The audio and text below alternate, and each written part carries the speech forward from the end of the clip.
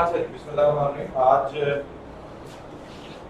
कुछ चीज़ें मज़ीद हम डिस्कस करने जा रहे हैं अपने नेक्स्ट लेक्चर में, और उन चीज़ों को बेटा डिस्कस करने से पहले हमें अच्छा, आपके सिलेबस में ये तीनों चीज़ें अलहदा, ये तीनों पिलर्स अलहदा से भी शामिल हैं, एग्जेक्टिव, जुडिशरी, लेजिस्लेचर। और आज हम जिस फिलोसफर को, जिस वेस्टर्न फिलोसफर को पढ़ने जा रहे हैं और उस फिलोसफर की उस थ्योरी को पढ़ने जा रहे हैं जो एग्जाम में फोकस होती है, तो वो थ्योरी भी नहीं कर रही थी इनके साथ, और ये सारी चीजें बेस कर रही थी डेमोक्रेसी पे।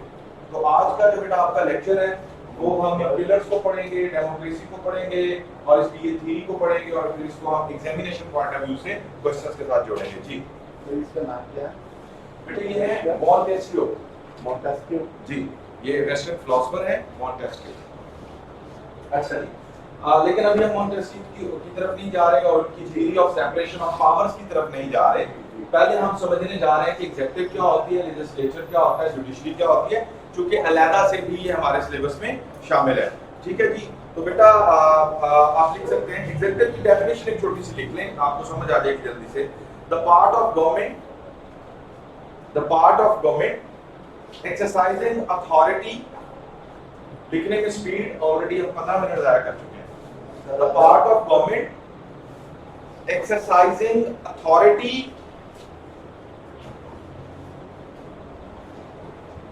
and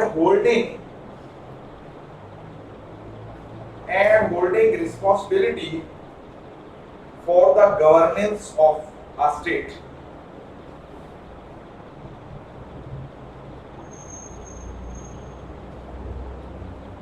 The executive executes and enforces laws. The executive executes and enforces laws. बात समझ आ गई सबको? जी। एग्जेक्टिव बेटा गवर्नमेंट की, अच्छा अब देखिए बेटा, आपने पढ़ रखा है ऑलरेडी कि कोई भी जब मुल्क जो है, कोई भी स्टेट जब बनेगी तो उसके एलिमेंट्स में आपने पढ़ रखा है कि गवर्नमेंट होगी।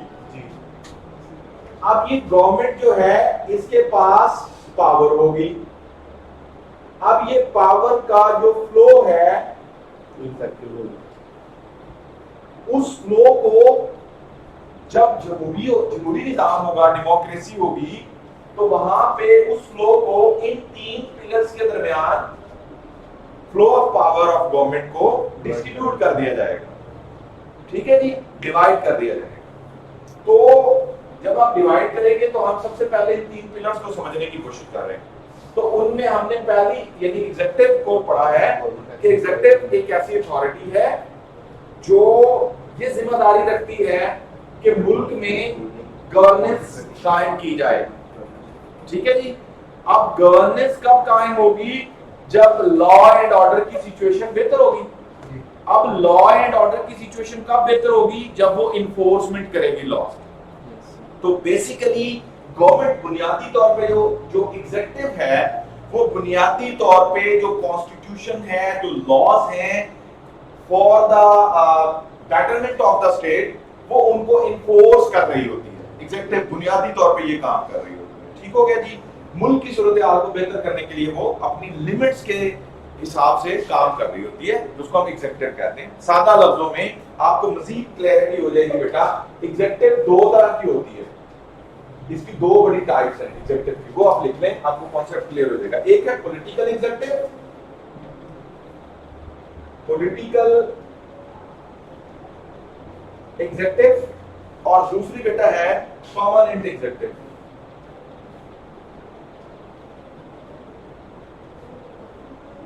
पॉलिटिकल बेटा एग्जीक्यूटिव जो बनती है वो है जैसे मिनिस्टर्स वगैरह, ठीक है जी, प्राइम मिनिस्टर, मिनिस्टर, ये सारी हिरार्की यानी एग्जीक्यूटिव ही है ना, तो ये सारी हिरार्की पॉलिटिकल एग्जीक्यूटिव है। ये पॉलिटिक्स के थ्रू, सियासत से, पॉलिटिकल पार्टीज के थ्रू आती है, ठीक है, तो that is called political executive. Ministers जब आते हैं 5 साल बाद गवर्नमेंट खत्म होगी, मिनिस्टर्स खत्म हो जाएंगे, नए आएंगे, तो ये कौन से एग्जीक्यूटिव होते हैं? पॉलिटिकल एग्जीक्यूटिव होते हैं, और ये आपके मुल्क को चला रहे होते हैं। आपकी हर बड़े इदारे के ऊपर एक मिनिस्टर बैठा होता है, ठीक है जी, तो ये पॉलिटिकल। और दूसरा है permanent executive. Permanent executive basically government employees होते हैं, ब्यूरोक्रेट्स होते हैं। आपके जितने भी फेडरल प्रोविंशियल सेक्रेटरीज हैं और सेक्रेटरी से लेकर ऑनवर्ड नीचे तक, तो वो भी वो भी पार्ट ऑफ एग्जीक्यूटिव होते हैं ना। वो क्या काम कर रहे होते हैं? वो मुल्क के इदारों को चला रहे होते हैं ना, ठीक है, तो एग्जीक्यूटिव पावर्स वो यूज कर रहे होते हैं, ठीक है जी। डीसी के पास इख्तियार है कि वो दफा लगा दे, वो इख्तियार है कि वो कहते जी आज के बाद बंदा फलां टाइम पे बाहर नहीं निकलेगा, फलां बेस पे मैं फलां ये एक्सेस, तो ही हैज वो पावर उसको किसने दे रखी है? एग्जीक्यूटिव ने। और वो कौन से एग्जीक्यूटिव है? परमानेंट। गवर्नमेंट कोई जाए, उन्होंने मुल्क को चलाने के लिए परमानेंट अपना रोल प्ले करते रहना है। और एक है पॉलिटिकल एग्जीक्यूटिव जो पॉलिटिक्स के साथ साथ वो आते जाते रहेंगे।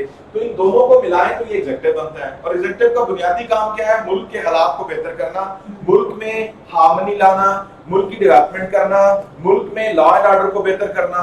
और इसके लिए वो क्या करते हैं? We have a constitution, we have laws, उनको वो एग्जीक्यूट करते हैं। और वो एग्जीक्यूट करने के लिए एग्जीक्यूटिव वो तमाम पावर्स, तमाम मशीनरी, तमाम इदारे वो इस्तेमाल करते हैं। ठीक हो गया जी? Concept of executive is clear?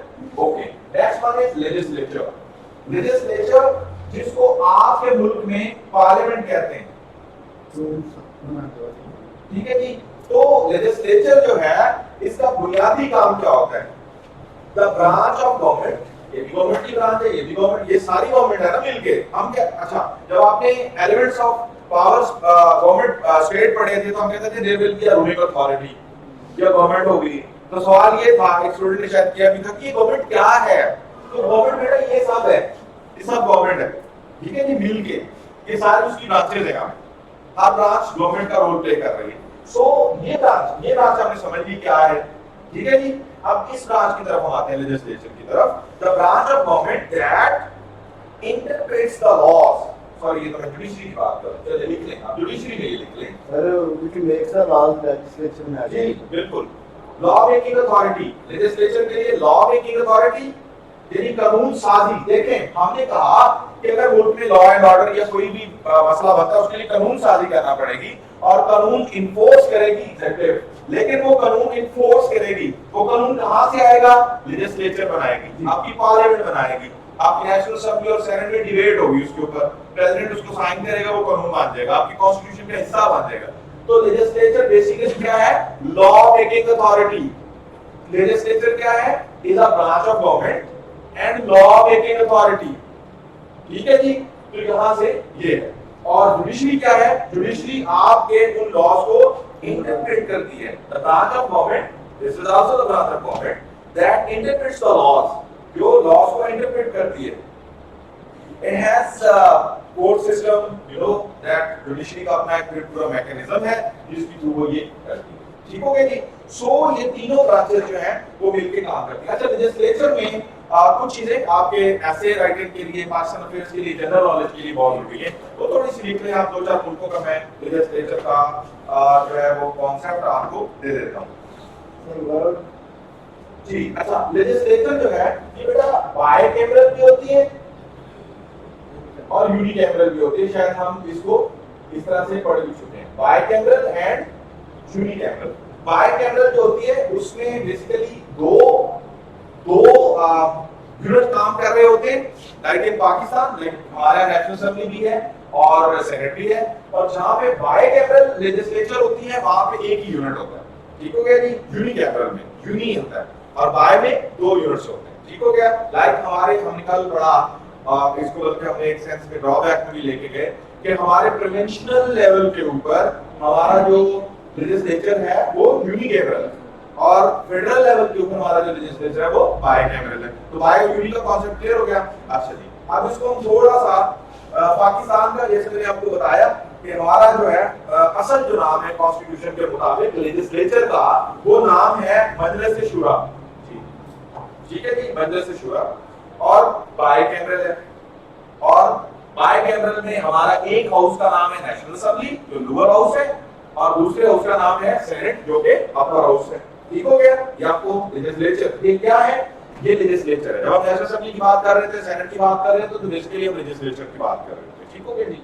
अच्छा, इसी तरह से आप बेटा अगर यूएसए की बात करें, यूनाइटेड स्टेट्स ऑफ अमेरिका, तो उनका जो लेजिस्लेचर है उसका जो ऑफिशियल नेम है वो कांग्रेस है। कांग्रेस, आपने देखो कांग्रेस ने ये प्रूव कर दिया, कांग्रेस ने वो कर दिया, तो कांग्रेस का मतलब है उनके पार्लियामेंट ने, उनके लेजिस्लेचर ने काम वो भी हुई लॉ मेकिंग कर रहा है। पूरी दुनिया में ये इदारे अगर हैं जहां भी काम कर रहे हैं तो उसी सेंस में कर रहे होते हैं। ठीक है जी। तो यूएसए का कांग्रेस है और वो भी बाइकैमरल है। कांग्रेस यूएसए का लेजिस्लेचर का ऑफिशियल नेम क्या है, कांग्रेस, और वो कांग्रेस क्या है, बाइकैमरल। बाइकैमरल है तो उसका मतलब दो हाउसेस होंगे। उनके नाम क्या है, तो उसमें बेटा जो एक उनका है हाउस ऑफ रिप्रेजेंटेटिव, जो लोअर हाउस है उनका, जैसे हमारी नेशनल असेंबली है तो उसको कहते हैं हाउस ऑफ रिप्रेजेंटेटिव, और दूसरा जो है वो सेनेट है, उनका भी सेनेट है सेम। इसी तरह से बेटा यूके का, यूनाइटेड किंगडम का, यूनाइटेड किंगडम का लेजिस्लेचर जो है उसको ऑफिशियल नाम देते हैं द पार्लियामेंट ऑफ यूके। ठीक है जी। यूनाइटेड किंगडम का जो लेजिस्लेचर है उसका जो ऑफिशियल नेम है वो है द पार्लियामेंट ऑफ यूके, और वो भी बाइकैमरल है। बाइकैमरल है तो इसका मतलब है उसके दो हाउस होंगे। दो हाउसों के नाम क्या हैं यूके के, House of Lords and House of Commons. या आप पॉलिटिकल साइंस का पेपर 2 जब बेटा पढ़ेंगे तो उसमें हम यूके यूएसए इनके पॉलिटिकल सिस्टम्स आपने पढ़ने हैं, तो उसमें चलिए ऑलरेडी आपको नौ होगा उनके लेजिस्लेचर का। ठीक है, तो ये चीजें वैसे ही लिंक कर रही होती हैं। House of Lords and House of Commons, जी, House of Lords and House of Commons. Hello, अरे भाई मैं ना मीटिंग में हुआ है कुछ दिन तक, और हाँ साढ़े 8 तक।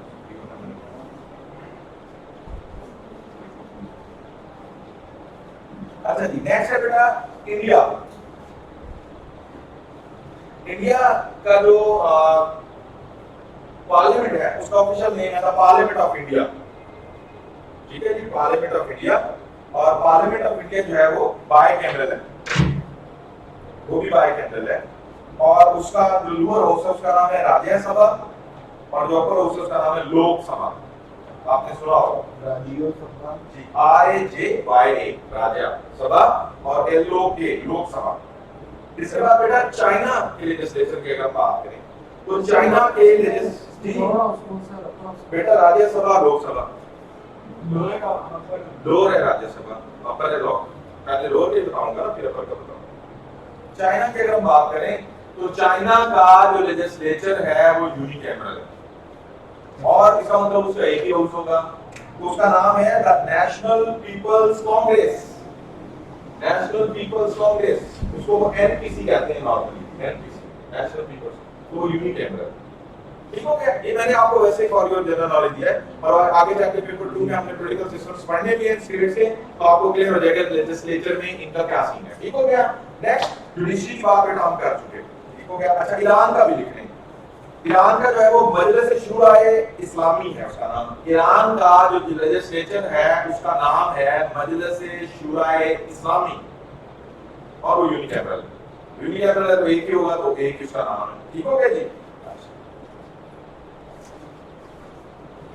अच्छा जी, अब हम जो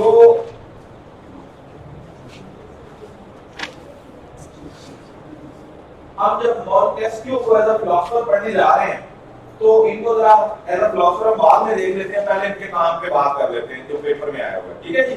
तो काम में इनकी बेटा थ्योरी जो अक्सर को फोकस करता है मॉन्टेस्क्यू की, और मेन थ्योरी ही इनकी ये थ्योरी वो है theory of separation of powers.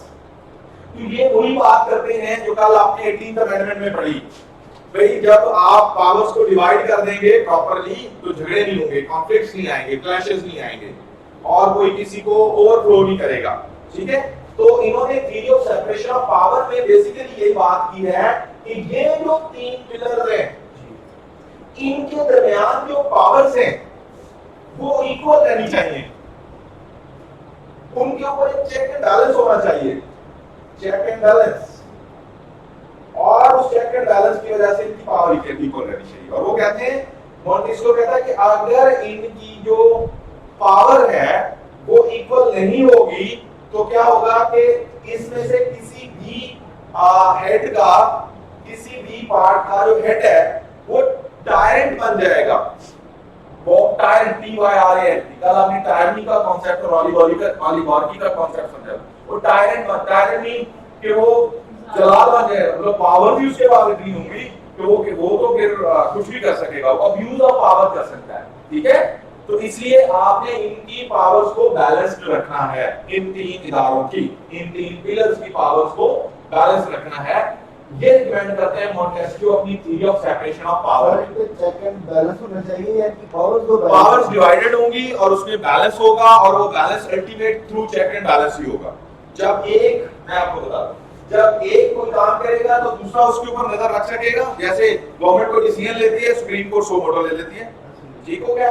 जैसे लेजिस्लेचर कोई ऐसा काम करे तो एग्जीक्यूटिव हैज सम पावर्स कि वो उसको प्लस माइनस कर सकती है, और जब एग्जीक्यूटिव को कुछ करना है तो लेजिस्लेचर हैज सम। आप क्या होता है, आपके जो मेंबर ऑफ नेशनल असेंबली, ये सेनेटर्स हैं, वो क्या आके कहते हैं कि भाई ये तो डिबेट ही नहीं हुई, इसको क्यों नहीं आप हाउस में लेके आ रहे, आप हाउस में लेके आए। अपोजिशन कहां बैठी होती है, हाउस में बैठी होती है, तो क्या होता है फिर वो चीजें बैलेंस हो जाती हैं। ठीक हो गया, तो वो कहते हैं कि इनमें अच्छा। अब फॉर एग्जांपल अगर हम देखें तो लेजिस्लेचर क्या करता है, एग्जीक्यूटिव के लिए लॉ मेकिंग करता है, ऐसे ही कानून बना के देता है, लॉ मेकिंग का काम करता है एग्जीक्यूटिव के लिए।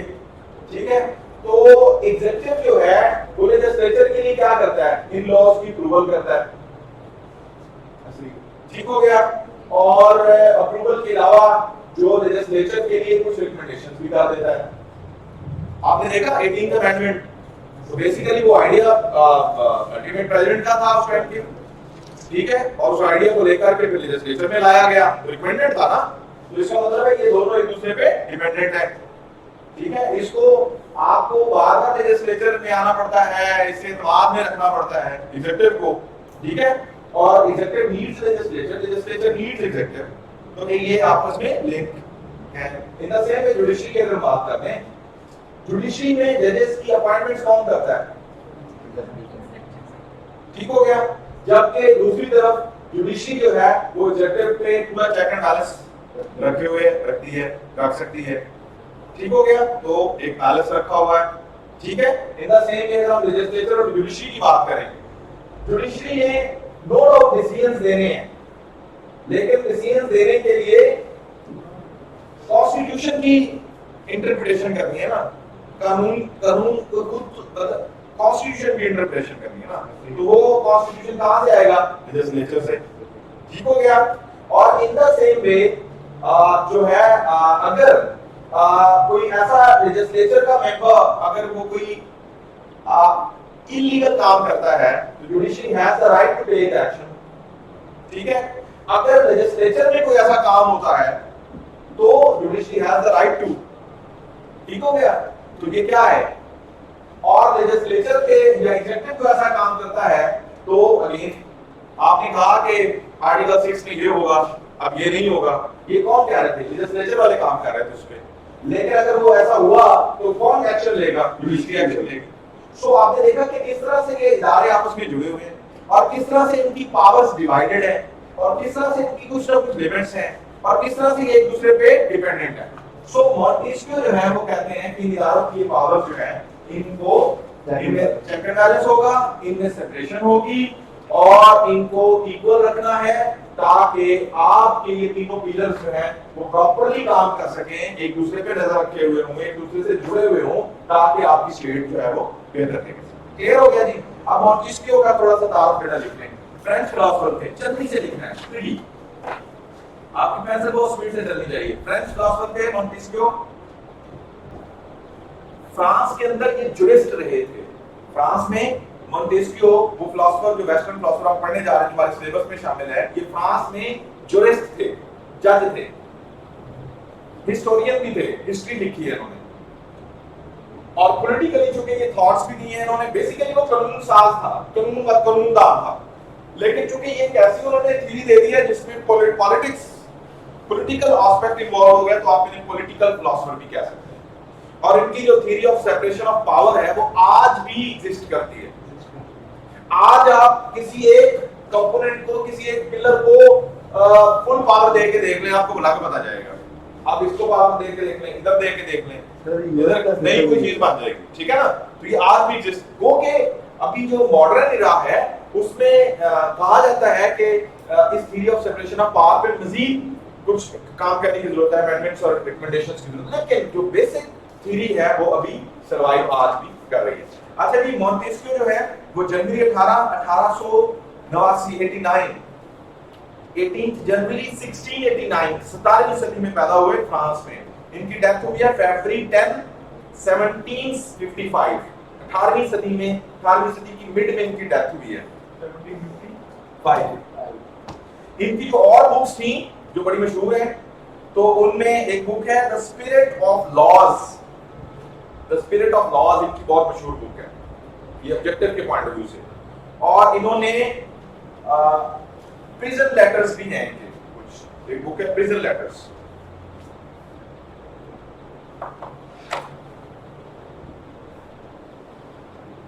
इन्होंने कहा था, वो लिख लें आप, the best form of government was one, the best form of government was one in which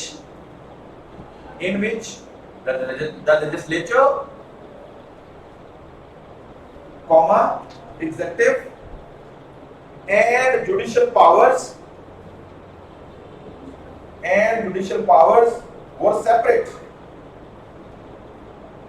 and kept each other in check to prevent any branch for becoming too powerful.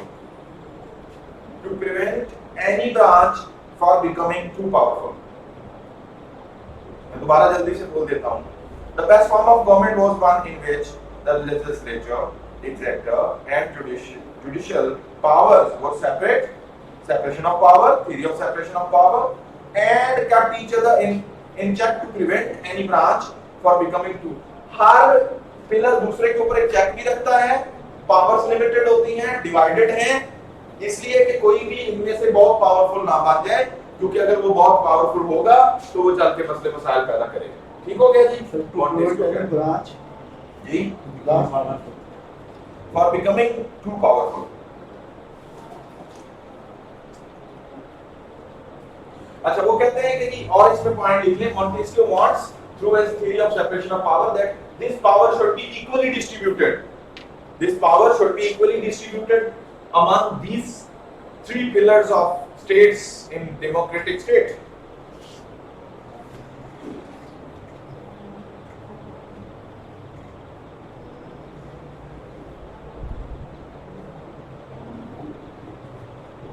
अच्छा जी, फर्दर बेटा कुछ की points लिख लें। वो कहते हैं separation of defined function of each pillar. एक वो कहते हैं कि मेरी theory of separation of power में इनके जो फंक्शन हैं वो आपने डिफाइन कर देने हैं, इनकी पावर्स को सेपरेट कर देना है, इनके फंक्शन को आपने डिफाइन कर देना है, नंबर 1। इसके बाद कहते हैं no pillar should intervene in each others functions. जो जुडिशरी का काम है वो जुडिशरी करे, कोई दूसरा एग्जीक्यूटिव इसके काम में इंटरवीन ना करे, जो लेजिस्लेचर का काम है वो लेजिस्लेचर ही करे, ठीक है। कोई भी पिलर किसी दूसरे पिलर के काम में इंटरवीन नहीं करेगा, ठीक है। तीसरा वो कहते हैं each pillar should keep a check and balance on each others work. Each pillar should keep a check and balance on each others. हर पिलर एक दूसरे पे नजर भी रखेगा। हुकूमत ऐसा फैसला करती है जो गलत होता है, सो मोटो हो जाता है, चैलेंज हो जाता है लेजिस्लेचर में। सो चेक एंड बैलेंस जी, चेक एंड बैलेंस रखोगी। अब क्या फायदे हो सकते हैं थ्योरी ऑफ सेपरेशन के? एक तो पीपल्स लिबर्टी प्रोटेक्ट होती है। Advantages of theory of separation of power आप लिख रहे हैं अभी, ठीक है। पहला एडवांटेज है कि लोगों की जो फ्रीडम है, जो लिबर्टी है, वो प्रोटेक्ट होती है। कैसे प्रोटेक्ट होती है? क्योंकि हर इदारा अपनी डोमेन में रह के काम कर रहा होता है, हर इदारे के ऊपर चेक एंड बैलेंस है।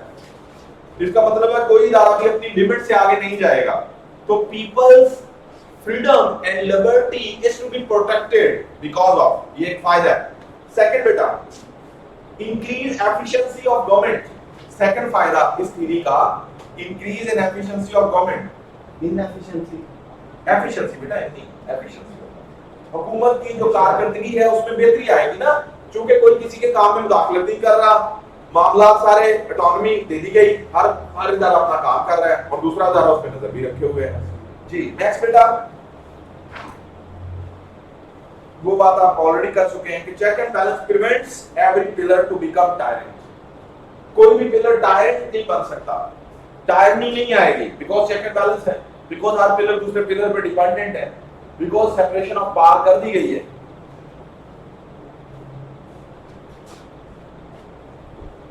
तो ये कहा जाता है कि ये जो थ्योरी है ये जस्टिफाइड थ्योरी है और साइंटिफिक थ्योरी है। लिख लें पॉइंट्स में, जस्टिफाइड यानी जो अदर फिलोसफर्स ने इनकी theory of separation of power के ऊपर कमेंट किया है, तो they said that this theory is very justified and scientific, logical. एक होता है आप फिलोसफिकली बात करते हैं, वो फिलोसफिकली बात नहीं कर रहे हैं, वो साइंटिफिकली बात कर रहे हैं।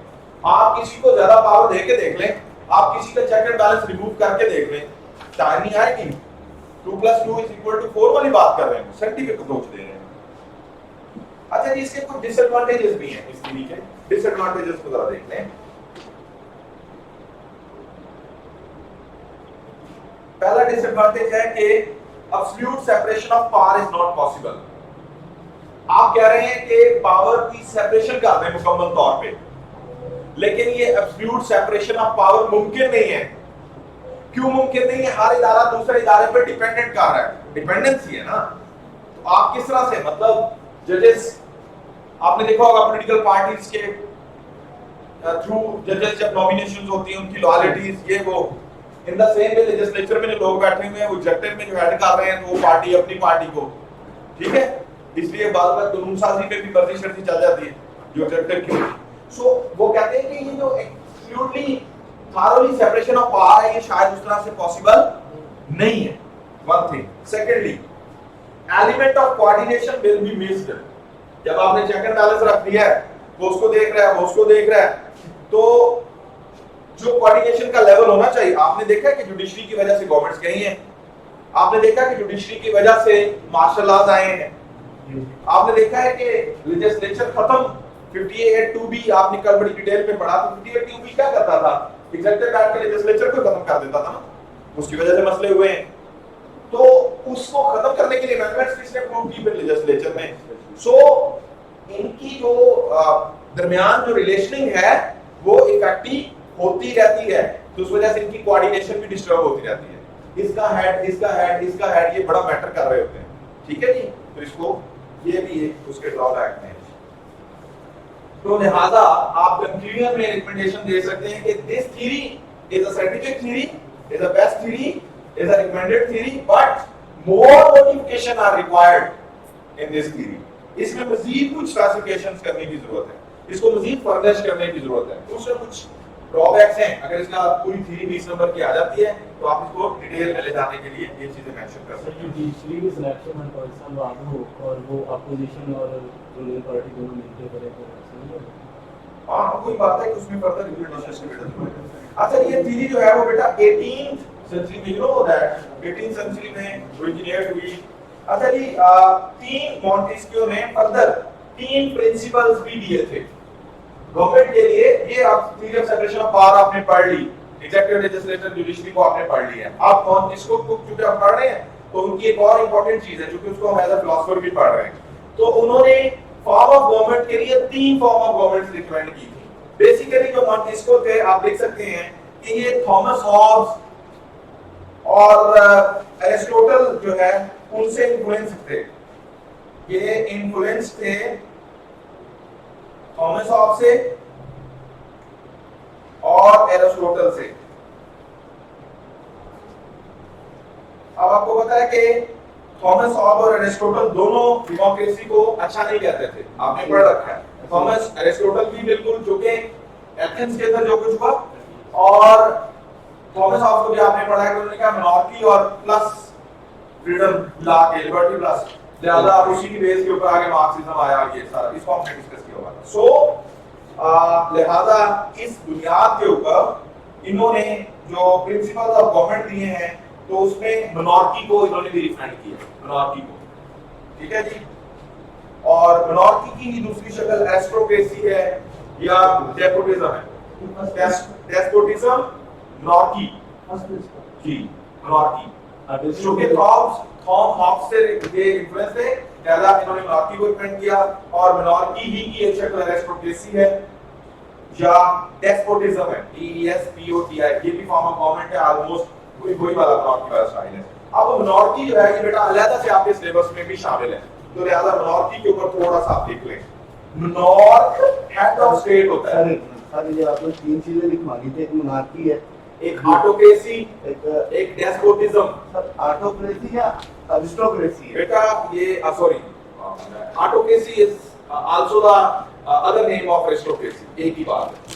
सर थर्ड वन लिखवा दें। Despotism, DESPOTISM, despotism. तीन प्रिंसिपल यही है जो आप कहते हैं। जी जी, स्पीड से चला करें, शार्पली चला करें, एग्जाम बहुत होता है। मैं बेटा उसकी डेफिनेशन अभी लिखवाने लगा हूं जी। अच्छा, बेसिकली अरिस्टोक्रेसी का मैंने बताया कि डेस्पोटिज्म, अरिस्टोक्रेसी, टायरनी, ओलिगार्की, ये सारी वर्सेस डेमोक्रेसी हैं, तो तकरीबन एक ही बात है। तो आपके सिलेबस में जो शामिल है वो मोनार्की है, ठीक है। तो लिहाजा मोनार्की को थोड़ा सा फोकस कर लेते हैं, फिर हम आगे चलते हैं। मोनार्की के अंदर जो हेड ऑफ स्टेट होता है उसको मोनार्क कहते हैं। Monarch head of the state होता है। और ये कब तक गवर्नमेंट करेगा? टिल लाइफ, ठीक है, टिल डेथ। मोनार्क लिख लें, टिल डेथ आपका मोनार्क होता है। इसका मतलब है कि वो गवर्नमेंट चेंज होने वाला सीन नहीं होता। यही जो है वो अरिस्टोक्रेसी है। अच्छा, दूसरी बात है, या तो जब तक वो जिंदा है या अंटिल एब्डिकेशन, मोनार्क खुद दस्तबरदार हो जाए कि भाई मैं अब इस काबिल नहीं रहा, ये वो, या मैं अब चाहता ही नहीं हूं, या वो खुद होगा, एब्डिकेशन हो जाएगी, या उसकी डेथ हो जाएगी, वरना वो मोनार्की में स्टेट ऑफ हेड रहेगा। सर वो resignation ABDICATION, abdication, दस्तबरदार।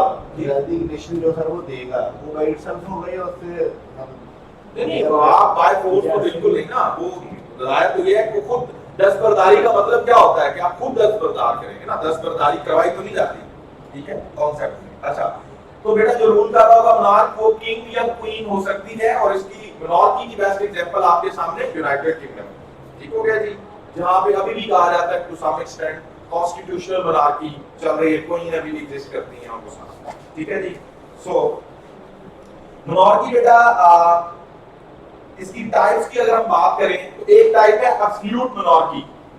Absolute monarchy, absolute monarchy का मतलब है कि जो मोनार्क है वो मुकम्मल तौर पे मोनार्क है, जो चाहे जो करे जब तक जिंदा है, ठीक हो गया जी।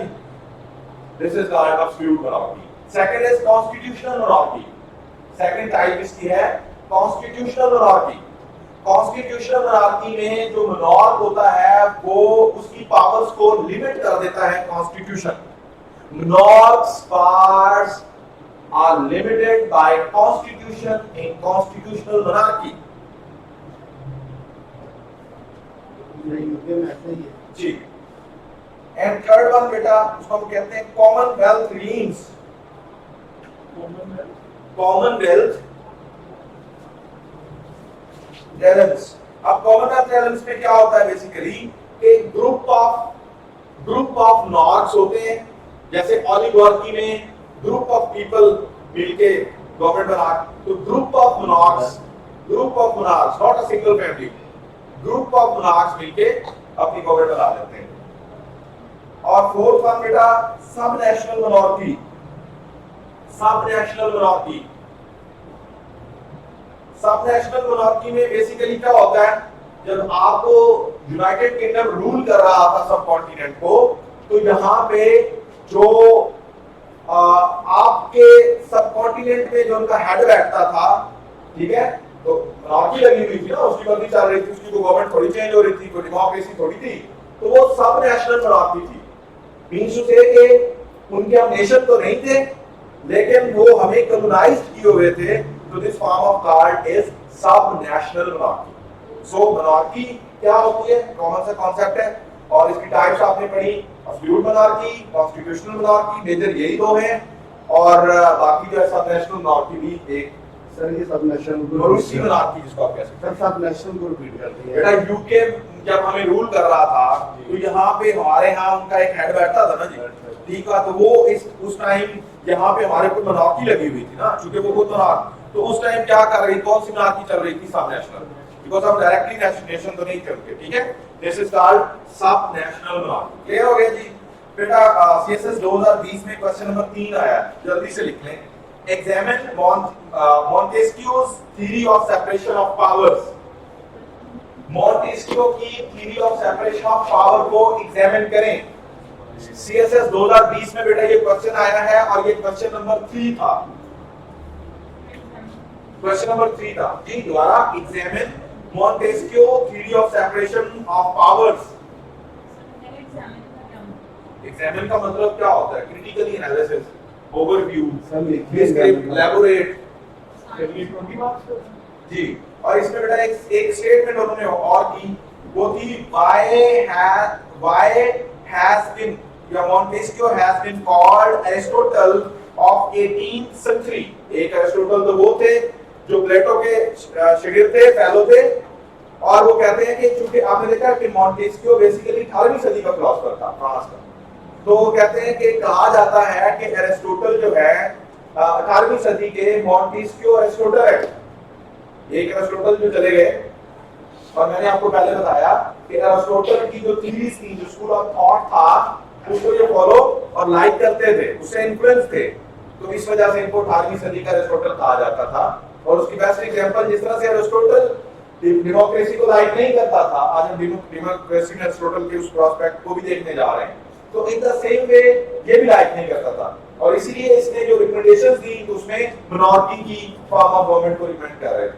ठीक हो गया सर? तो इस तरह का क्वेश्चन आ जाए, ये एक लाइन को एक्सप्लेन, मतलब ये एक लाइन का जवाब है, ये तो तकरीबन 3-4 लाइनों में लिखेंगे, या इसको आप इसको एक्सटेंड कर सकते हैं, आप इसके ऊपर 4 पेजेस लिख सकते हैं, ठीक है। वो ऐसे है कि जब आप एरिस्टोटल को भी आप देखेंगे मजीद इन डिटेल, तो उसके क्या थॉट्स थी, थॉमस हॉब्स से ये प्लस था, थॉमस हॉब्स कौन था, उसकी क्या थॉट्स थी, और इसकी क्या थॉट्स हैं, और किस वजह से उसको आप एरिस्टोटल कह रहे हैं, और उसमें मेरे डेमोक्रेसी का क्या रोल है, और ये डेमोक्रेसी को क्यों रिकमेंड नहीं कर रहा। तो फिर आप ये एरिस्टोटल के साथ उसका कंपैरिजन करके लिखेंगे। कंपैरिजन क्यों करना है, वो तो उसका फॉलोअर है, वो तो उसका उससे इन्फ्लुएंस्ड है। सादा लफ्जों में मैं आपको बेटा बता चुका हूं कि जो एरिस्टोटल थे वो जमहूरियत को पसंद नहीं करते थे। जमहूरियत को वो कहते थे कि ये कलेक्शन ऑफ मोब्स, ठीक है, हजूम में इकट्ठा हुआ लोगों की बात, इस तरह से डेमोक्रेसी को लेते थे। तो जब वो डेमोक्रेसी को पसंद नहीं करते थे, तो सेम वे में मॉन्टेस्क्यू भी पसंद नहीं करते जमहूरियत को, और उन्होंने आपको मोनार्की की बात की है अपनी थ्योरी में भी और अपने स्कूल ऑफ थॉट में भी। तो मोनार्की जब होती है तब जमहूरियत तो नहीं ना होती, क्योंकि मोनार्क तो टिल डेथ कोई हुकूमत करता रहता है, हुकूमत तो चेंज ही नहीं होती, लोगों से तो पूछा ही नहीं जाता, लोगों की राय तो आती नहीं है, पॉपुलर सॉवरेनिटी का तो कॉन्सेप्ट ही नहीं होता। समझ रहे हैं, ये बात है। अब आप इसको जितना मर्जी एक्सप्लेन कर रहे हैं, ठीक है। अभी आप देखिएगा नॉर्थ कोरिया में कम्युनिज्म बेसिकली शायद हम पहले भी डिस्कस कर चुके हैं कि basically concepts with the passage of time change हो जाते हैं, उनके नाम चेंज हो गए हैं। 20 से 22 फॉर्म ऑफ गवर्नमेंट्स क्यों बन गई हैं? फासिस्ट सेकंड वर्ल्ड वॉर के बाद दुनिया से खत्म हो गए, लेकिन क्या नेशनलिज्म खत्म हो गई है? आप तो इब्न खल्दून की साबिया में आज भी पढ़ रहे हैं कि अगर नेशनलिस्टिक अप्रोच नहीं होगी, आपने भी रियलिज्म में देखना है कि वो कहते हैं कि जी दुनिया में भी आग लगी हुई, कि दुनिया में जितना भी न्यूक्लियर पावर के पीछे दौड़े हैं और वेपनाइजेशन के लिए दौड़े हैं, ये क्या है, ठीक है। और आप अपने मुल्क के लिए नहीं बेहतर सोचेंगे, लेकिन फासिज्म नहीं है, नेशनलिज्म। तो मीन्स टू से उस तरह से मोनार्की शायद ही दुनिया में कहीं आपको मिले, लेकिन कॉन्स्टिट्यूशनल मोनार्की तो आपके यूके में भी अवेलेबल है। To some extent we can say, लेकिन he is not a monarchy उस sense में। ठीक है ना? सऊदी मोनार्की को किस कैटेगरी में फॉलो? वो किंगडमशिप है, that is not a monarchy। लेकिन अगेन वही बात है कि किंगडमशिप जो है वो मोनार्की से परे नहीं है, एरिस्टोक्रेसी है, खानदानी हुकूमत है, बादशाहत है। तो kingdom, aristocracy, despotism, monarchy, dictatorship, constitutional monarchy, military dictatorship, ये सारी ही चीजें तकरीबन मिलती जुलती। और मिलती जुलती क्या है कि लोगों से वोट नहीं दिए जाते, लोगों से पूछा नहीं जाता। अगर लोगों से उनकी विल पूछ ली जाएगी, जनरल विल, तो ये जमहूरियत है। और अगर लोगों से पूछे बगैर ही हुकूमत चलती जा रही है तो उसको जो भी नाम दे दें। ठीक हो गया जी बेटा। क्वेश्चन नंबर 2018 में क्वेश्चन नंबर 7, जल्दी करें आज हमें टॉपिक और भी करना है। सीएसएस 2018 में क्वेश्चन नंबर 7, आप इसको देख लीजिएगा, मैं वैसे जल्दी से बोल देता हूं। What is the significance of independent judiciary in democratic Republic? लिखना चाहते हैं इंडिपेंडेंट जुडिशरी का डेमोक्रेटिक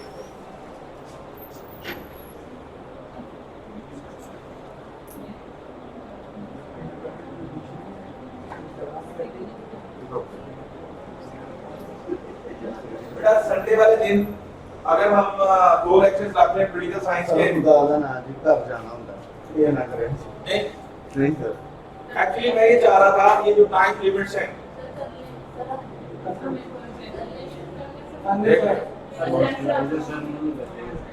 अब हम इस टॉपिक पे बहुत ज्यादा बात करने हैं, फिर बोर्ड ले लेंगे, बहुत ज्यादा बात करने का टाइम नहीं है। लेकिन बात वही है कि वो स्टूडेंट था जिस दौर में हम सीएसएस के पीछे पढ़ते थे, हमारी ख्वाहिश होती थी कि सर हमारे साथ अकेले में बात ही कर लें। अस्सलाम वालेकुम सर, ये वाले लेवल थे, और सर क्लास के अलावा बात नहीं करते थे। और ये व्हाट्सएप और मैसेजेस का तो दौर ही नहीं था, सर का सेल नंबर कहाँ से, ठीक है। और क्लास में ही क्लास होती थी, और क्लास 5-7 मिनट 10 मिनट लेट शुरू होती थी और 5-4-7-10 मिनट पहले खत्म हो जाती थी। और हम डर के हमारे क्लास से बाहर नहीं जाते थे कि सर आ गए तो कुछ टॉपिक ना रह जाए। और आज अल्हम्दुलिल्लाह वाइस वर्सा सिचुएशन रहती है, ठीक है जी। हम आपके लिए वो ख्वाहिशमंद होते हैं कि प्लीज मेरी ये बात सुन के जाइएगा। जिस तरह से जो कुमाठा शायर हो ना, तो बेचारा आपकी शायरी हाथ में लिए करता, अर्ज किया है, अर्ज मैंने किसी हो अर्ज किया है, ये रात में पड़ेगा। मतलब again this will be a great hurdle in your future, ठीक है। आप जितना टीचर से टाइम लेंगे, जितना रिलैक्स, मैंने कहा जितना पैशनेट होकर पढ़ेंगे, ये कोई मजाक नहीं है। आग का दरिया और डूब के जाना है, ठीक है। तो मुश्किल काम है, और तुझे ये कहोगे कि आगे जी के डूबी है, फिर जल्दी करते सारे जाएंगे। सो मींस टू से कि इट्स अ हार्ड जॉब जो आप करने जा रहे हैं, ये कोई मतलब चाइल्ड्स प्ले नहीं है। मैं बार-बार इसलिए कहता हूं कि कुछ लोग होते हैं ना कि वो बस ठीक है जी, बस जा तो रहे हैं आप। Means to say you have to do a lot. आपको पूरे पाकिस्तान से मुकाबला करना है, आपका नॉलेज, आपकी डेप्थ। सो आपको मैं ये नहीं कहता कि मुझे वो आज एक बड़ी इंटरेस्टिंग एक स्टूडेंट था पुराने बैच का, उसका मैसेज आ रहा था पिछले 3-4 दिनों से, sir I need your help, sir मुझे आपसे मिलना है। मुझे बड़ी खुशी हो रही थी कि यार ये बच्चा इतना मेहनती हो गया। तो आज मैंने कहा बेटा टेल मी टुडे, मेरा 8:30 लेक्चर खत्म होना, उसके बाद मैंने आगे कहीं नहीं जाना, तो मैं घर नहीं जाता, तो बताएं कि बताओ मैं कहाँ। तो आई वाज एक्सपेक्टिंग कि वो ही से टू मी, मैंने कहा बेटा आप अकेडमी आ जाए। कि नहीं सर मैं आपसे, तो मैंने कहा बेटा बताएं आप कहाँ। तो उन्होंने कहा सर ये आप बताएं ना कि आप मुझे कहाँ मिल सकते हैं। मैं कहा बेटा मैं 8:30 लेक्चर खत्म, मीन्स उसे उसकी डिजायर थी कि मैं उसको अपने घर या कोई उसके लिए जगह प्लेन करके बताऊं कि जी आप 8:30 बजे वहां तशरीफ ले आए, तो मैं वहां अपना इस्तेमाल करूंगा। मैं खुद से मेरे को जगह नहीं है, अब बाहर फुटपाथ पे बैठ जाएंगे, किसके पास में बैठ तो पढ़ना लगा, ठीक है। तो उन्होंने कहा चले फिर मैं देखता हूँ। बेटा आपका जज्बा, आपका स्पिरिट, दैट आई एम, मैं मोस्टली अपने आप को टिपिकल टीचर कहता हूँ। तो टिपिकल टीचर मीन जो क्लासिकल टीचर था ना उस्ताद, जब तक आप वो वाले उस्ताद से नहीं ना पढ़ेंगे सीएसएस में कम से कम, ये बड़ा मुश्किल काम, ठीक है।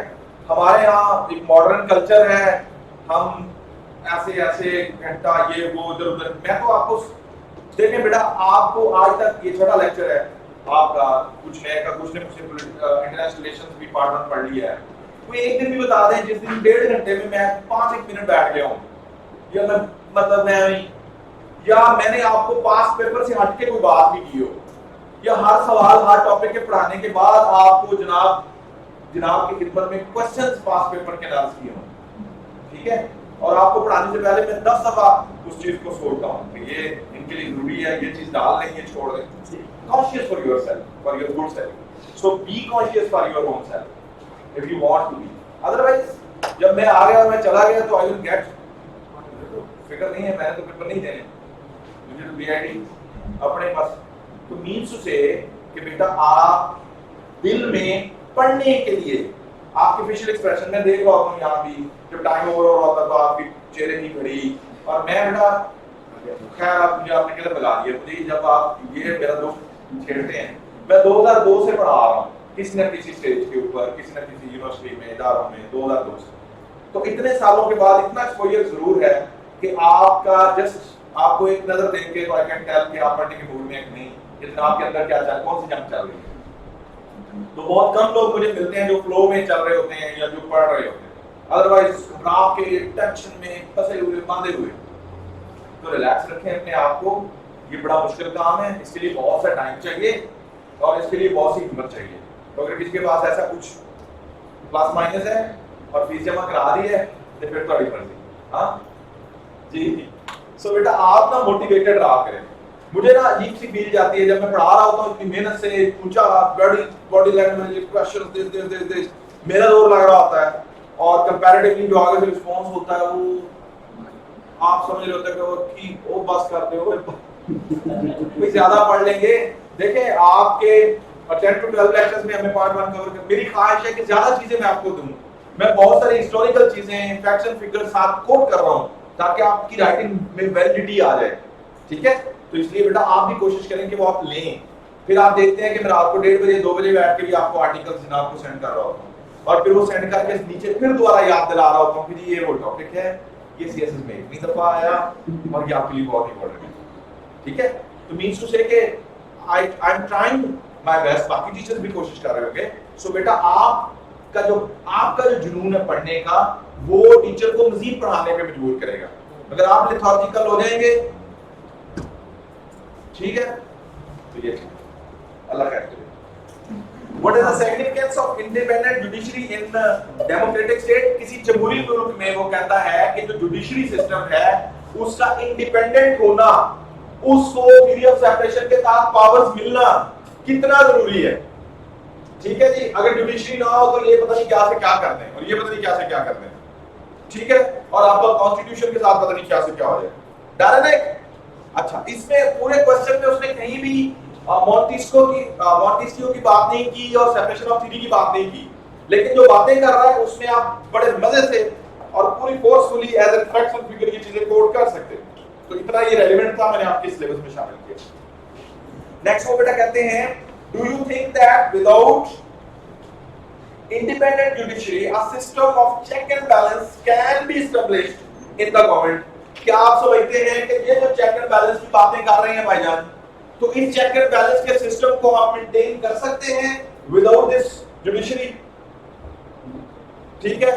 अगर जेल जाने का डर ना हो और गद्दारी की आर्टिकल्स में आने का डर ना हो, ठीक है, तो चेक एंड बैलेंस में बड़ा स्ट्रॉन्ग रोल तो फिर जुडिशरी का ना, ठीक है, जो स्ट्रॉन्ग रोल है। और नेक्स्ट को आखिरी बात करते हैं, एक्सप्लेन विद अप्रोप्रिएट एग्जांपल्स, ठीक है जी।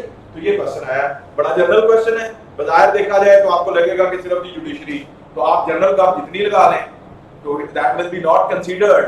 जब आप उसको किसी फिलोसोफर का रेफरेंस देंगे, किसी थ्योरी का रेफरेंस देंगे, किसी स्टेट का रेफरेंस देंगे, आपका कॉन्सेप्ट क्लियर होगा कि एग्जेक्टिव क्या है, लेजिस्लेचर क्या है, जुडिशरी क्या है और उनकी रिलेशनिंग क्या है। देखिए मैं इस थ्योरी को क्यों लेके आया हूं, इस क्वेश्चन को मैं इसके साथ क्यों जोड़ रहा हूं, ठीक है। और ये तीन चीजें मैंने अभी क्यों पढ़ाई हैं। बेसिक लेक्चर में मतलब पहले दिन मैंने ये चीजें क्यों नहीं, मतलब अलग से पढ़ा देता, फिर ये इसके साथ लिंक नहीं होनी थी ना, तो इसलिए सो पूरी प्लानिंग के साथ आपको। तो बेटा ये क्वेश्चन एक आया था। एक और क्वेश्चन है 2014 में आया है और वो सिंपल था क्वेश्चन, 2014 सीएसएस बी पार्ट था उसका, separation of power. Separation of power सिर्फ उसने लिखा है बी पार्ट 10 नंबर का। देखिए उसने बिल्कुल मॉन्टेस्क्यू की बात नहीं की और कौन सी सेपरेशन ऑफ पावर नहीं, ठीक है। तो मींस टू से कि theory of separation of power तो फिर मॉन्टेस्क्यू की है, तो आप इसको ठीक हो गया जी, क्लियर। ये 3 दफा बेटा क्वेश्चन पिछले 5 सालों में आ चुका है, मैं आपको अर्ज कर चुका हूं। आते हैं जी जमहूरियत की तरफ, डेमोक्रेसी की तरफ। जल्दी से ये टॉपिक आपने कवर करना है क्योंकि इसके साथ बेटा लिंक कर रहा है।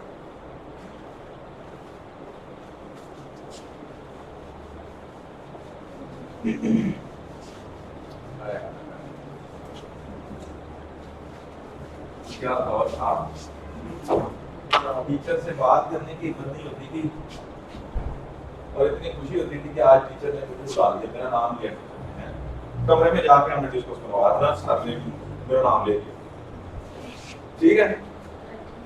तो इतने हम जनाब आपसे तो कंपैरिजन नहीं है ना बेटा,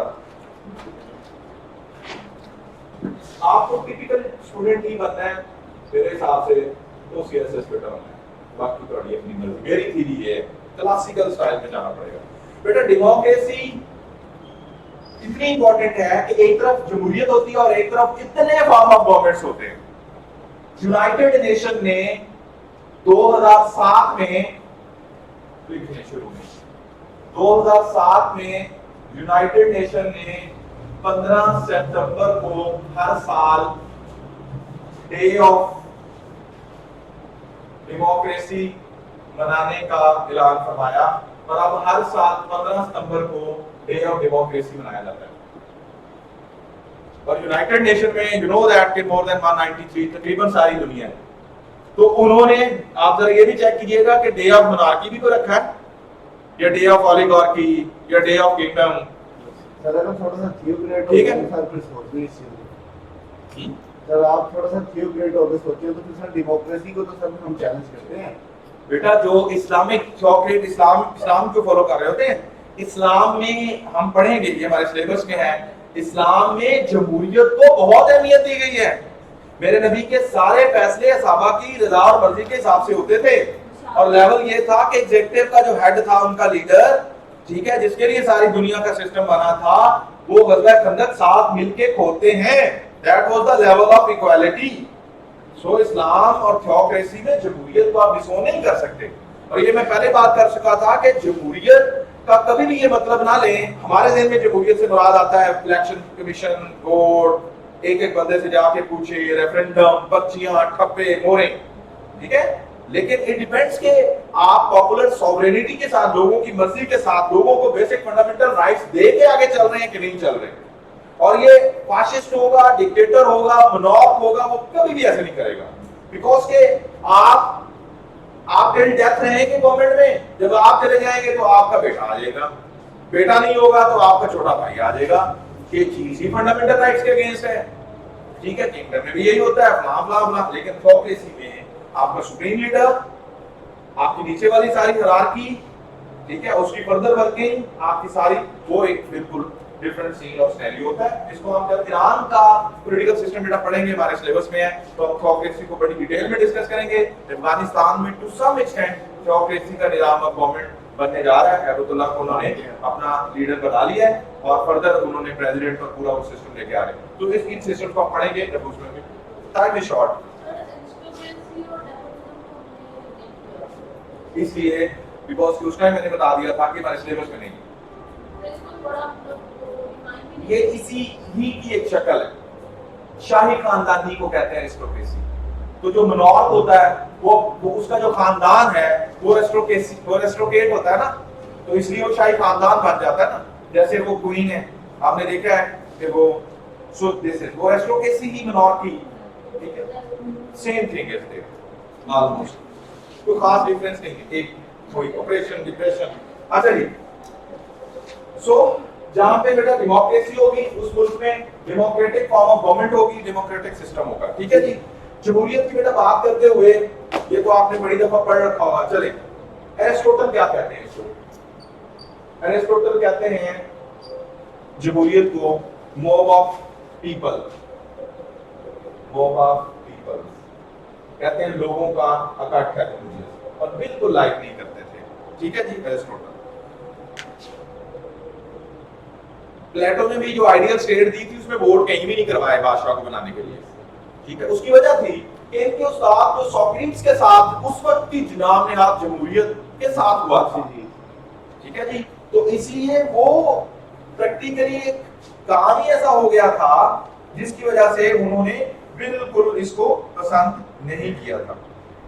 एथेंस के अंदर देखें, अच्छा दूसरी तरफ से फादर ऑफ एथेंस, डेमोक्रेसी में हम एथेंस को कहते हैं, जमहूरियत का आगाज उस टाइम जमहूरियत बिल्कुल अपने इनिशियल स्टेज के ऊपर थी और उसने ग्रो किया है। फिर डार्क एजेस में आके डाउनफॉल हुआ है जमहूरियत का, और फिर मॉडर्न एजेस में उसने दोबारा ऑनवर्ड 16वीं सदी से ऑनवर्ड फिर जमहूरियत ने दुनिया में ग्रो किया।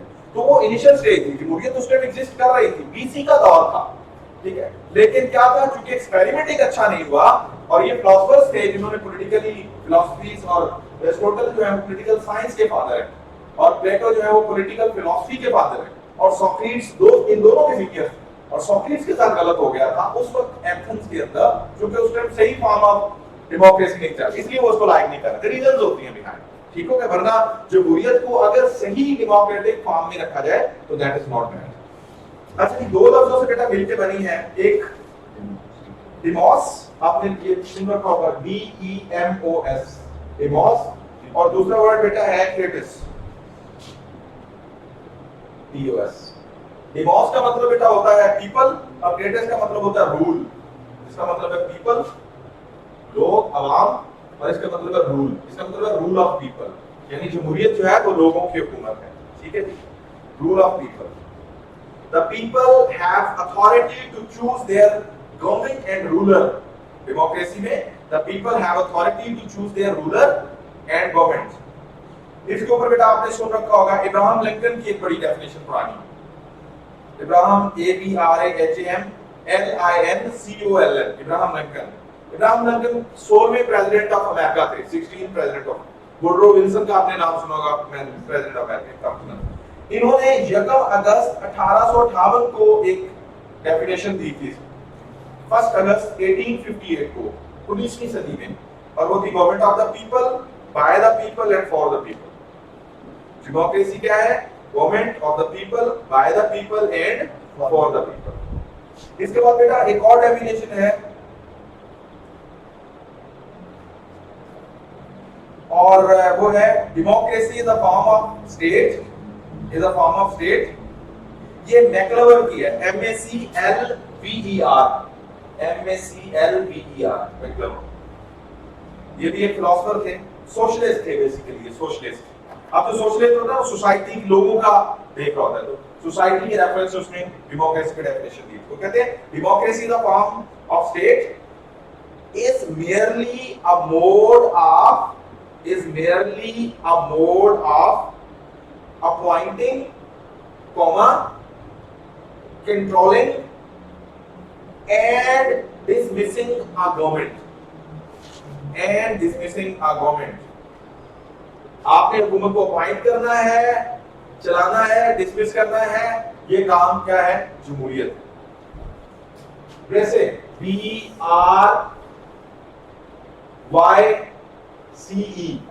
ये भी एक फिलोसोफर, इन्होंने डेमोक्रेसी पे डेफिनेशन बेटा दे रखी है, democracy really means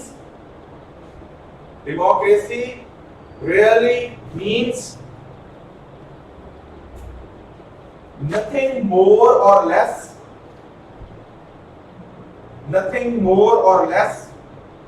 than the rule of the whole people, expressing their sovereign will,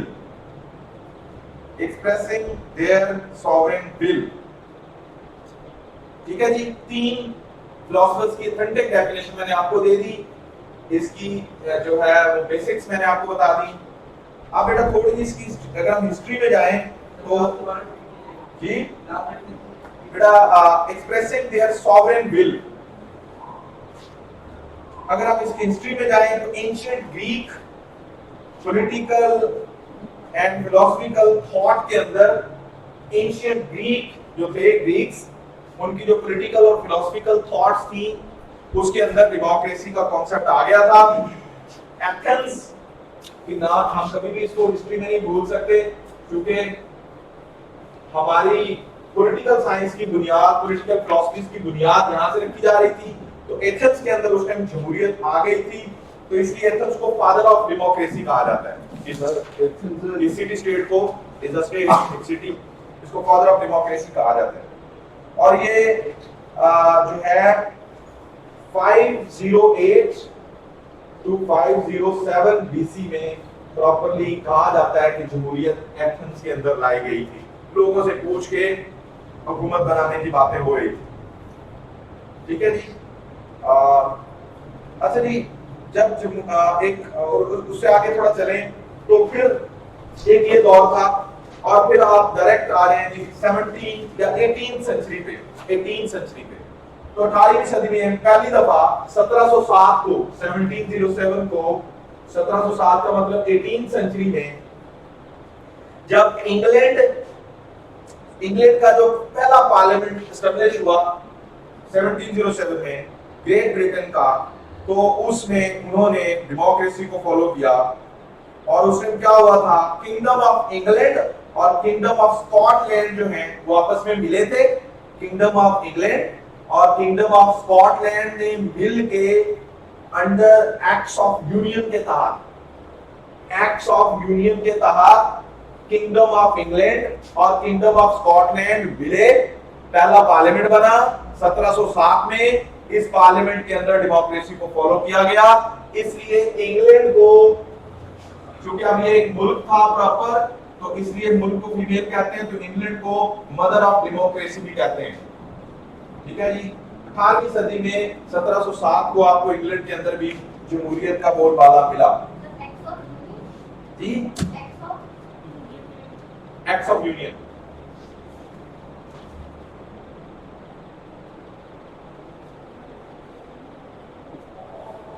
अच्छा, इसके अलावा बेटा 1718 से लेकर 1772 में तीसरी बार 1718 से लेकर 1772 के दौरान स्वीडन के अंदर लिबर्टी की मूवमेंट चली थी।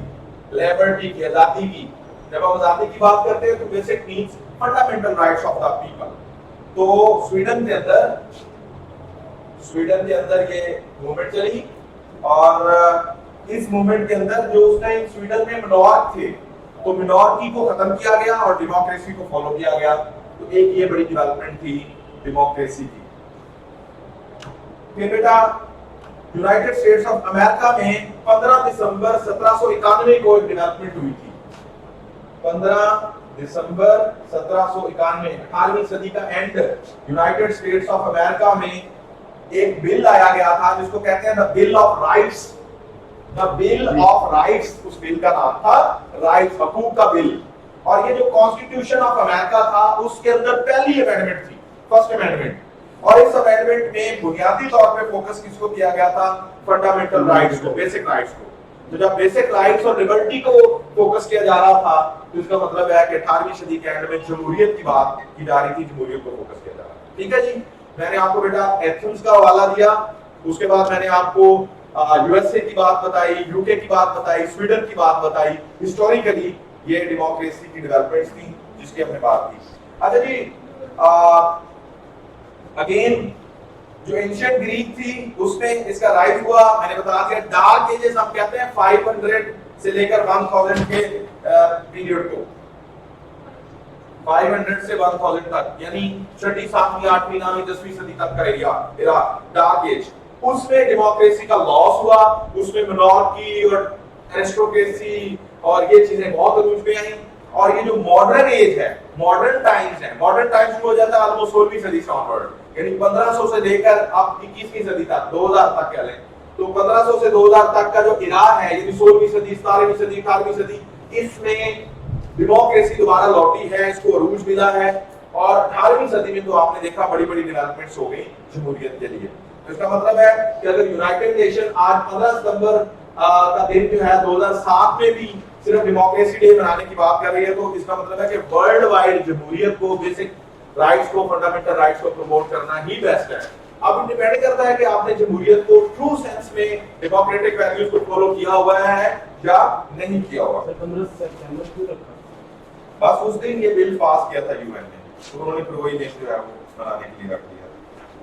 अच्छा जी, फायदे क्या होते हैं जमहूरियत के? लिख लें, प्रोटेक्शन ऑफ बेसिक राइट्स या फंडामेंटल राइट्स, बुनियादी हकूक मिलते हैं। जब हम जमहूरियत की बात करते हैं तो हम इलेक्शन सिस्टम की बात करते हैं, फेयर इलेक्शन सिस्टम की बात करते हैं। जब हम जमहूरियत की बात करते हैं तो promotion of quality of lifestyle,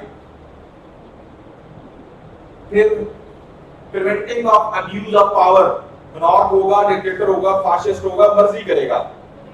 democratic government का बंदा होगा, मर्जी नहीं करेगा, उसको पता है कि मेरी गवर्नमेंट चली जानी है बाद में, ठीक है, मुझे वोट नहीं मिलने। Preventing abuse of power, liberty होगी तो फ्रीडम होगी, स्टेबिलिटी होगी, इक्वालिटी ऑफ राइट्स की बात हमने कर ली, इकोनॉमिक फ्रीडम होगा, स्टेबिलिटी की हम बात करेंगे, स्टेबिलिटी, अकाउंटेबिलिटी हो, लोगों में एक ठहराव होगा, तो सुकून होगा। ठीक है, बिकॉज के उनके राइट्स की बात की जा रही होगी। अच्छा जी, मिनॉरिटी राइट्स की प्रोटेक्शन होगी, यानी अगर जमहूरी मुल्क होगा तो मिनॉरिटीज के राइट्स की भी प्रोटेक्शन होगी। कॉन्स्टिट्यूशन को प्रमोट करने की बातें की जाएंगी, कॉन्स्टिट्यूशनल प्रमोशन की बातें होंगी।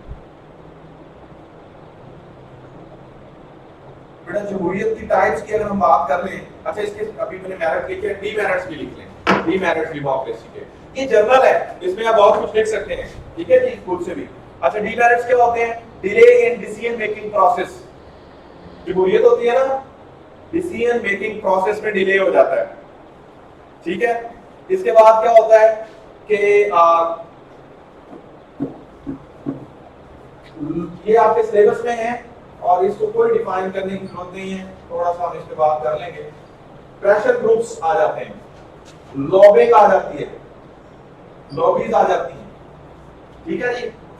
पॉलिटिकल पार्टीज का रोल जो है ये बड़ा डिस्कसेबल हो जाता है। अब आपको बेटा ये तो बताने की जरूरत नहीं है कि पॉलिटिकल पार्टीज क्या होती हैं, ठीक है, सियासी पार्टियां जो इलेक्शंस, तो इनका रोल बड़ा डिफरेंट हो जाता है। ये सारी चीजें आ जाती हैं जमहूरियत की वजह से, और ये सारी ड्रॉबैक्स में भी जाती हैं। पॉलिटिकल पार्टीज जो है उनमें जमहूरियत नहीं होती। आपने देखा कि हमारे पाकिस्तान में जो भी पॉलिटिकल पार्टी है वो डायनेस्टिक है मोस्टली। और प्रेशर ग्रुप्स क्या होते हैं? प्रेशर ग्रुप्स बेसिकली कुछ लोग अपने खास अज़ाइम के लिए इकट्ठे होते हैं और वो जमहूरियत का फायदा लेके, क्योंकि जमहूरियत में आप फ्रीडम ऑफ स्पीच है तो आप प्रेशराइज, मतलब आप प्रोटेस्ट करते हैं वगैरह वगैरह, तो इससे अपना इन्फ्लुएंस गवर्नमेंट के ऊपर कायम करते हैं और गवर्नमेंट की बहुत सारी डिसीजन मेकिंग जो है वो इफेक्ट हो जाती है।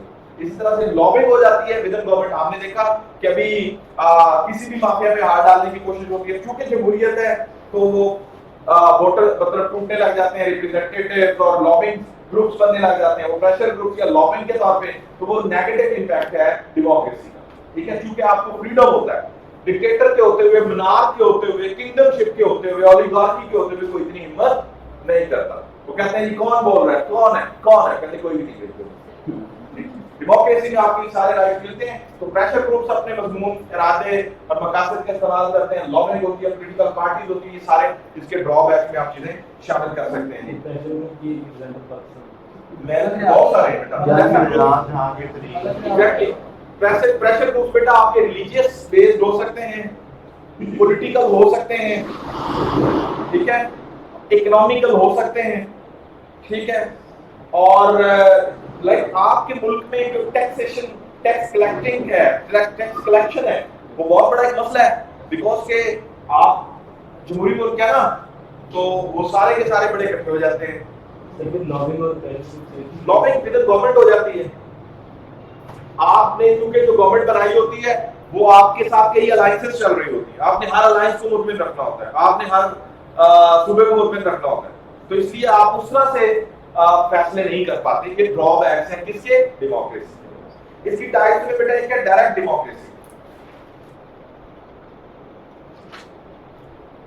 डायरेक्ट डेमोक्रेसी में क्या होता है? रेफरेंडम होता है और रेफरेंडम के जरिए बराह रास्त आप अपने नुमाइंदे को डायरेक्ट चुनते हैं। स्विट्जरलैंड इसकी एग्जांपल है। दुनिया में कुछ 26-27 मुमालिक में ये चल रही है डायरेक्ट डेमोक्रेसी। बराह रास्त वोट देते हैं लोग और बराह रास्त अपना नंबर चुनते हैं। एक होता है इनडायरेक्ट रिप्रेजेंटेटिव जी, डायरेक्ट स्विट्जरलैंड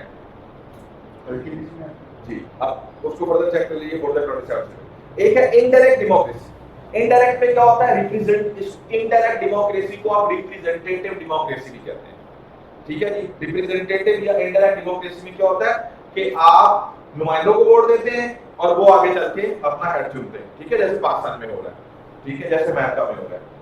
अच्छा, इसके बाद है कॉन्स्टिट्यूशनल डेमोक्रेसी। अब ये कोई अलग से फॉर्म नहीं है, कॉन्स्टिट्यूशनल बस उन्होंने लिख दिया है, मैं तो इसको कॉन्स्टिट्यूशनल डेमोक्रेसी की कि यहाँ पे डेमोक्रेसी के अंदर कॉन्स्टिट्यूशन को अप्लाई, तो जिस मतलब अल्टीमेट आपको ये बात नहीं बनती, ठीक है जी। इसके बाद एक है जी फुल डेमोक्रेसी। फुल डेमोक्रेसी उसको कहते हैं जहां पे मुकम्मल तौर पे जमहूरियत को अपनाया जा रहा हो, ठीक है जी। जिसकी एग्जांपल में आप यूके और यूएसए को ले सकते हैं as an example they are quoted. अच्छा बेटा, प्रेशर ग्रुप्स की एक डेफिनेशन भी लिखते हैं, एक चीज थोड़ा चीज यार बाद में ना बता दी। प्रेशर ग्रुप्स टाइम थोड़ा बेटर आएगा ना, नहीं जाना। प्रेशर ग्रुप्स की definition, seek to apply influence. Pressure group की डेफिनेशन दे रहा हूं बेटा, seek to apply influence from outside rather than to win or exercise government power। बाहर से गवर्नमेंट पावर अंदर से आपको नहीं मिल रही होती, आप इन्फ्लुएंस करते हैं बाहर से। आपको पता है कि जितने भी बड़े बड़े एहतजाज होते हैं बाद में एग्रीमेंट होता है, और एग्रीमेंट में क्या आता है, आप इन्फ्लुएंस कर देते हैं गवर्नमेंट को, ठीक है, एक प्रेशर बिल्ड करके जमहूरियत का फायदा ले रहे होते हैं। अगर डिक्टेटरशिप हो या कोई और फॉर्म ऑफ गवर्नमेंट हो, आपको इतनी हिम्मत नहीं कर सकते थे। अच्छा बेटा, टाइप्स प्रेशर ग्रुप्स में एक होता है इंटरेस्ट ग्रुप।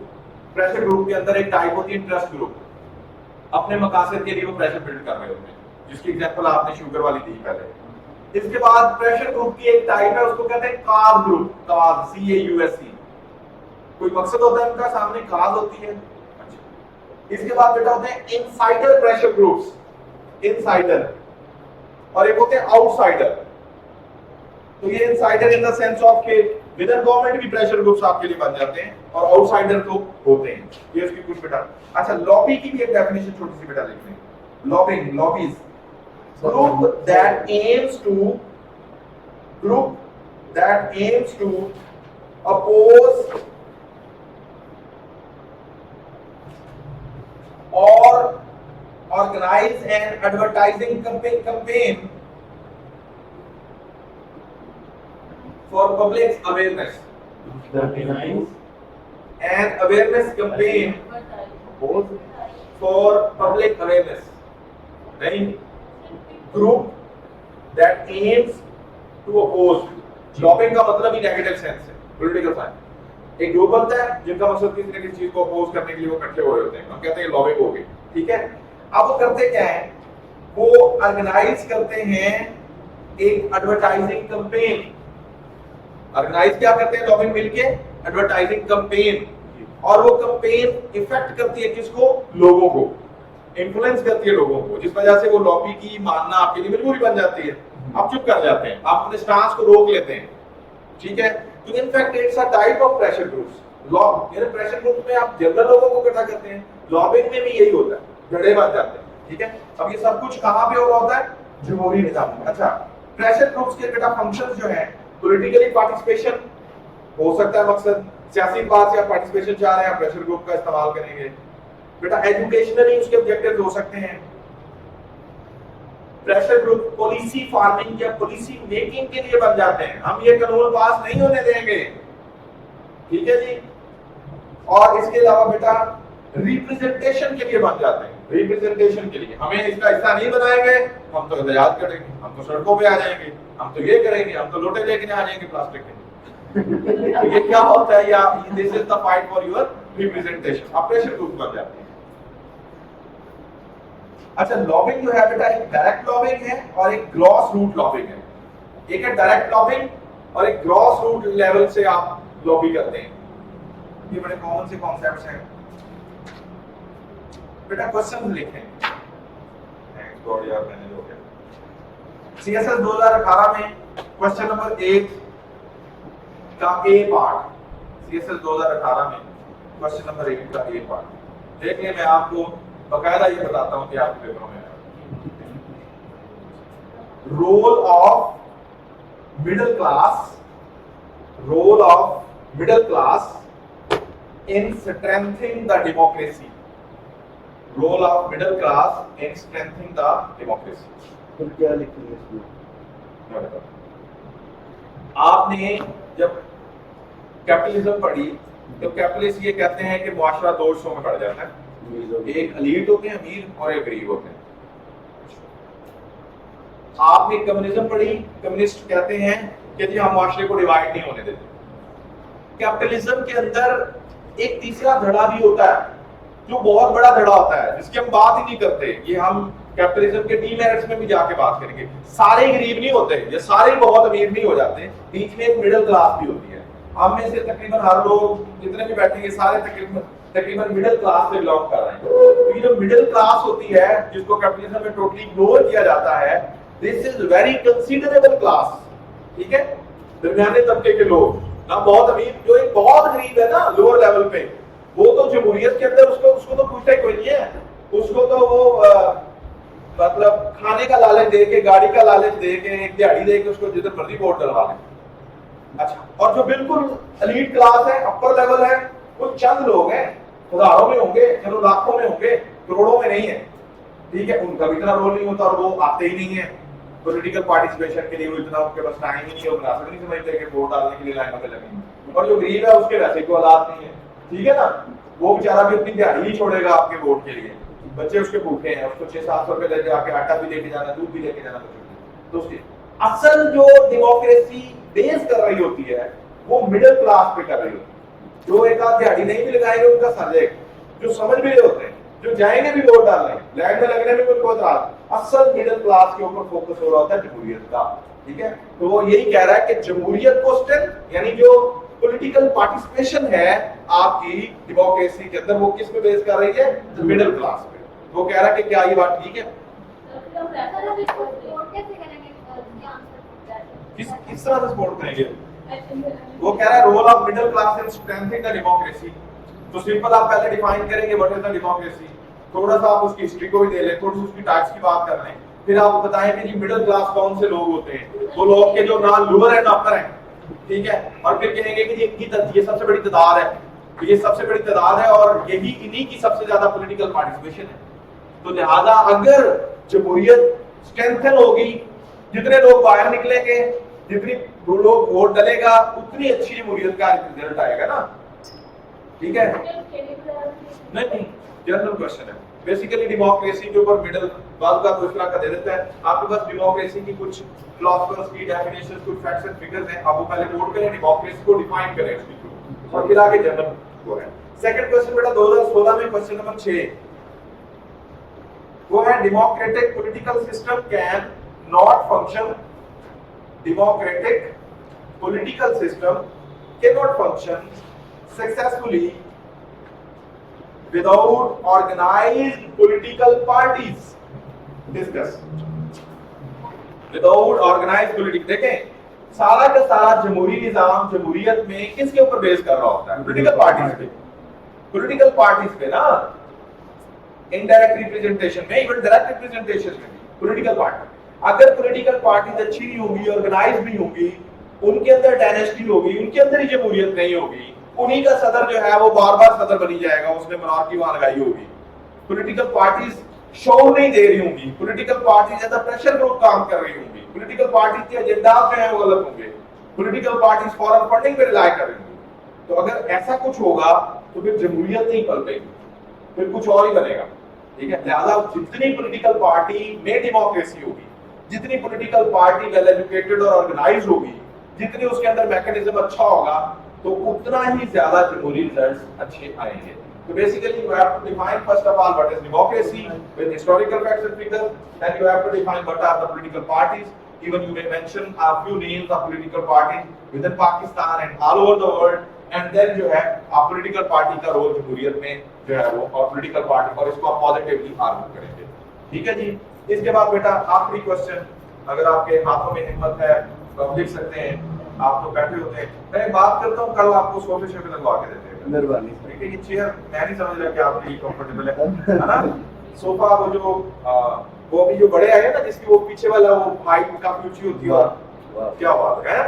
ये लेकिन फिर आपकी क्लासेस हमें बाहर अरेंज करना पड़ेगी क्योंकि अंदर तो इतने सोफे आएंगे नहीं। ठीक है ना, एक वो जीसीसी नुक्कड़ पे सोफा पा देना, एक उधर बात से बैठे हो तो मुझे की क्लास हो रही है। वो जो पुराने ट्रेडिशनल माइक होते हैं ना, वो लंबा स्पीकर जिससे करंट भी बढ़ जाता है, और उसको इस तरह स्टैंड पे लगाया उसके नीचे तार लगे। हाँ जी, और पढ़ाते पढ़ाते उसको हाथ बंदा मारेगा, इधर गिरे इधर गिरे। अच्छा जी, 2014 का क्वेश्चन है बेटा, question number 6, discuss democratic political system. Democratic political system क्या होता है? पहले आप बताएंगे डेमोक्रेसी क्या होती है, और जिस मुल्क में डेमोक्रेसी को अप्लाई करेंगे तो डेमोक्रेटिक पॉलिटिकल सिस्टम हो जाएगा, और आपका सारा के सारा लेजिस्लेचर जो है वो चेंज होगा, उसी की बेस पे आएगा, and so on. Democratic political system and how can it bring even change in the society. जमहूरी निजाम मुआशरे में तब्दीली कैसे ला सकता है? ठीक है जी, अगर आपके रिप्रेजेंटेटिव अच्छे होंगे, पॉलिटिकल पार्टीज ऑर्गेनाइज्ड होंगी, और डेमोक्रेसी के गलत इस्तेमाल नहीं किया जाएगा, सही मानों में जमहूरियत आएगी, तो आपका जमहूरी निजाम बेहतर होगा और मुआशरे के लिए बेहतरी होगी। ठीक है, हम लोकल गवर्नमेंट को क्यों फोकस कर रहे हैं, और लोकल गवर्नमेंट में भी वोट डलते हैं ना, वो भी जमहूरियत की एक शक्ल है ना। वहां पे जमहूरियत बूथ लेवल तक जाती है, ग्रास रूट लेवल तक जाती है। गली का एक काउंसलर होता है और उसने उसका काम सिर्फ अपनी गली बनवाना होता है, कि उस गली में लाइटें लगवाना होती है, और गली वाले उसके पीछे पड़े जाते हैं। ठीक है जी, ये जो लेडी काउंसलर जो कौशल बनती है, तो वो कमेटी भी इकट्ठी करती है, और पूरे मोहल्ले की उसको ये भी पता होता है, यहाँ तक उसको पता था कि आज किसके घर कौन सी सब्जी पकी है। ठीक है, और आते जाते वो लड़ाई वाली बात भी कर जाती है। ठीक है, और वो काउंसलर भी बन जाती है, और कोई मसला हो तो वो वहां पहुंच के मसला हल भी करा देती है। ठीक है ना, तो मीन्स टू से कि जमहूरियत ही है ना जो सोसाइटी की बेहतरी देखे, आपसे आपकी मर्जी के मुताबिक। ठीक है, और फिर उसको ये भी फिक्र होती है कि दोबारा वोट मुझे इन्हीं से लेने हैं, और मैंने सारी उम्र इसी महल्ले में रहना है। सर कोस्टल काउंसिल आप बोल रहे हैं ना, हर जगह पाई जाती है, हाँ। पूरी क्लास में भी यानी वो ये तो एक जनरल नाम है, एक जनरल नाम। चले जी, आज बेटा लास्ट मैं लेता हूँ बेटा क्वेश्चन, ये जिन्होंने जाना है। आज हमने डिस्कस किया बेटा एग्जीक्यूटिव को, जुडिशरी को, लेजिस्लेचर को, ये अलग आपके सिलेबस में शामिल है। इसके बाद बेटा हमने आगे चल के मॉन्टेस्क्यू को डिस्कस किया, वो एक वेस्टर्न पॉलिटिकल फिलोसोफर है, वहां शामिल है। फिर उनकी एक theory of distribution of power बड़ी इस्तेमाल हो रही थी, पेपरों में 3-4 दफा आ गई, फिर हमने उसको फोकस किया। इसके बाद बेटा हमने डेमोक्रेसी को डिस्कस किया, डेमोक्रेसी आपके सिलेबस में शामिल है, और डेमोक्रेसी इसलिए अहम है बाकी सारे सिस्टम्स पे बिकॉज के ये एक तरफ है 22-23 निजाम, एक तरफ है दुनिया आज भी उसको अच्छा कह रही है, यूएन ने इसी का डे बनाया। और डेमोक्रेसी की जब बेटा बात करते हैं, कुछ में आपने पढ़ा प्रेशर ग्रुप्स को, वो आपके सिलेबस में शामिल है, जनरल है। लॉबिंग को, वो आपके प्रोपेगेंडा भी, बेसिकली प्रेशर ग्रुप्स अपना इन्फ्लुएंस जाहिर करने के लिए, या लॉबिंग अपना इन्फ्लुएंस जाहिर करने के लिए जो बातें करते हैं, जो कैंपेन चलाते हैं, वो प्रोपेगेंडा होता है। ठीक है जी, तो प्रोपेगेंडा और फिर पॉलिटिकल पार्टीज का रोल। तो ये कुछ जनरल टॉपिक्स थे जो आपके सिलेबस में हैं, वो भी कवर हुए हैं अल्हम्दुलिल्लाह, और कुछ स्पेसिफिक थे, और इनको मैंने कोशिश की है कि अकॉर्डिंग टू रिक्वायरमेंट जोड़ा जाए। ठीक हो गया जी, तो बाकी इसके ऊपर इंशाल्लाह आपको आर्टिकल्स पहुंच जाएंगे, जिनको आप बिल्कुल ना पढ़िएगा पहली रिवायात के मुताबिक, और अपना बहुत सा ख्याल रखिएगा, आराम से अदा कीजिएगा, बादाम खाया करें। ठीक है, बादाम का तेल लेके जो रख लें, वो सर में लगाया करें।